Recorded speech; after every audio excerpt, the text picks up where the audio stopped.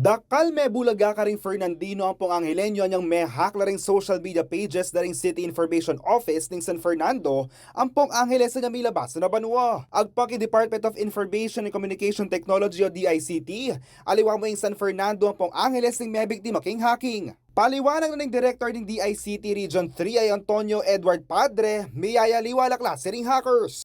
May white hacker at black hacker tayo. Yung white hackers, gusto lang niyang i-check yung security features ng mga accounts. Pag napasok niya, ipagyayabang lang niya na napasok. Yung black hacker kasi, yun yung talagang unlawful acts. Gusto lang talagang i-penetrate yung mga security layers like firewalls and other cybersecurity software. Tapos, i-hostage niya kung ano man makukuha niya na information. At uling ela ko nung makanita kasi kandeng security features na rin social media pages na rin lokal ang kapanibalaan, maralas lang mabibiktima reni. Nakikita nila medyo hindi pa kasi masyadong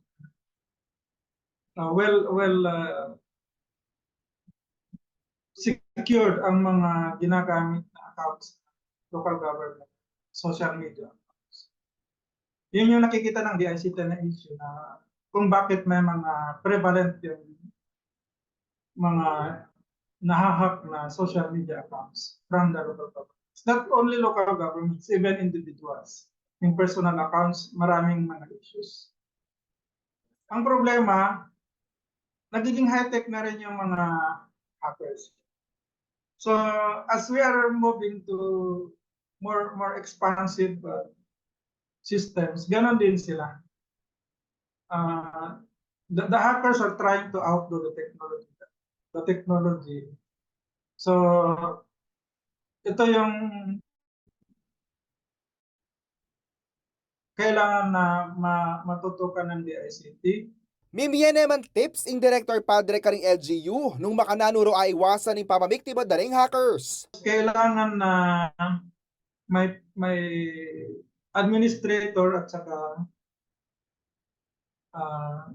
vice niya or assistant niya na i-endorse o i-authorize ng local government through a Sangguniang Bayan Resolution na sila lang yung pwede mag-manipula ng kanilang accounts.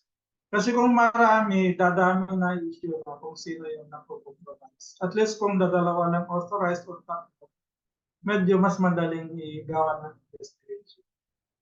May babalaya naman ng opisyal karing hackers uling pasikinangan na kanuning gobyerno ing pamanagal karela. Kung magkakaroon na kasi ng demarcation ng function ng anti-cybercrime group ng DOJ, sila yung prosecutor, yung anti-cybercrime or cybercrime group ng NBI, sila yung mag-handle ng transnational concerns.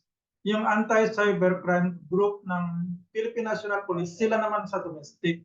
Tapos si DICT, mayroon siyang Cybersecurity Bureau na gumagawa ng polisiya na magmumula din sa mga inputs ng stakeholders natin. Yako po yung kaya kayong talasuyo, JM De Jesus, ating pusong makabalen.